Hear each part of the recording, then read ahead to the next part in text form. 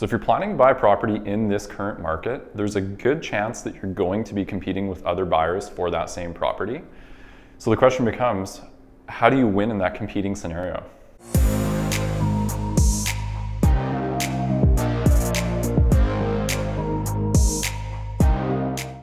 Hey everyone, Vann De Marco from Oakwyn Realty here in Vancouver. In this video, I'm going to talk about 5 things you can do to make your offer stand out and hopefully win you the home.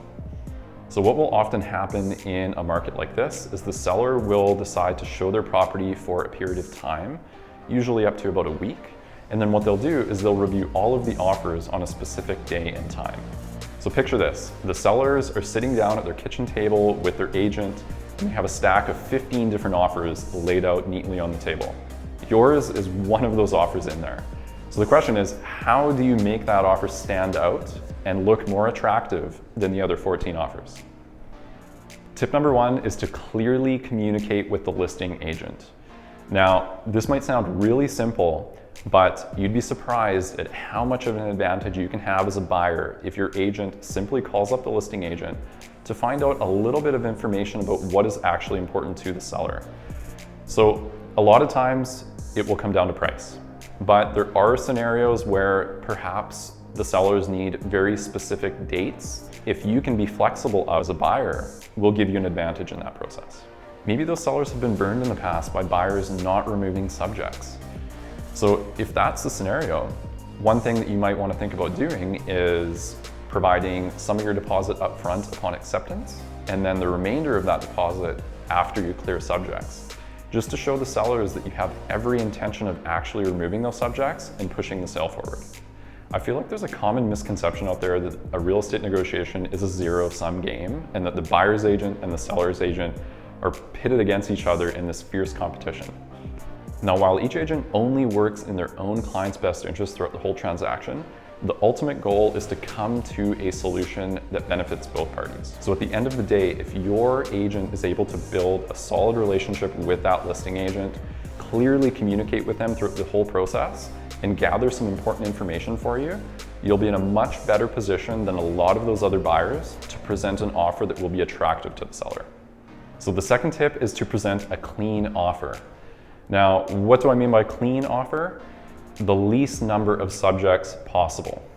Now, it's worth emphasizing here that if you do this correctly, you're not necessarily taking on any more risk as a buyer, as long as you do the proper due diligence before submitting your offer. So if you're buying a home in a strata, a good example is document review. So typically when you put an offer in on a strata property, what a lot of buyers will do is they'll say this offer is subject to us reviewing the documents, going through the strata minutes, the depreciation report, and so on. And then at the end of that subject removal period, if those documents look good, we'll remove that subject. Now, if you're able to get those documents beforehand from the listing agent and go through all of them before submitting your offer, what you can do is make sure that everything looks good and then effectively not include that subject in your offer. Now, another subject you could consider removing from your offer is the property inspection subject. Before you get worried, I'm not suggesting that you do not do an inspection on the property. What I am suggesting is a possibility of doing that inspection before you submit your offer. So if you're competing against several other offers, what you could consider doing is having an inspector go in, do an inspection on the property prior to submitting your offer to make sure that everything about the property looks good to you and that you don't have to include that subject in your offer. So one of the downsides to consider with that strategy is that if you don't get the home, if your offer is not accepted, you're out the money that you paid for that inspection. So there is a little bit of risk there, but in the grand scheme of things, it's a pretty small price to pay relative to the amount of that property if it means that you get a significant advantage in the process. And if you've been on the hunt for a while and you've finally found that home that you think is perfect for you, it may be worth the risk. So the third thing to do in a multiple offer scenario is to include some sort of personal touch with your offer. Some people write letters to the sellers telling them what they love about the property. What I've done recently with some of my buyers is had them record a Zoom video actually talking about what they fell in love with, giving the sellers a little bit of background on them as buyers, and just telling them they really appreciate the opportunity to put that offer in. You know, regardless of what format you choose, just be you. Be genuine, tell the sellers what you like about the property, why you're submitting that offer. You know, maybe you grew up there as a kid. Maybe you have family in the area. Let them know your circumstance because it just might make the difference. You know, at the end of the day, you just want to show the sellers that there are real human beings behind those letters on the page. Now, if there's several offers on the table that are comparable, it just might make the difference to win you the home.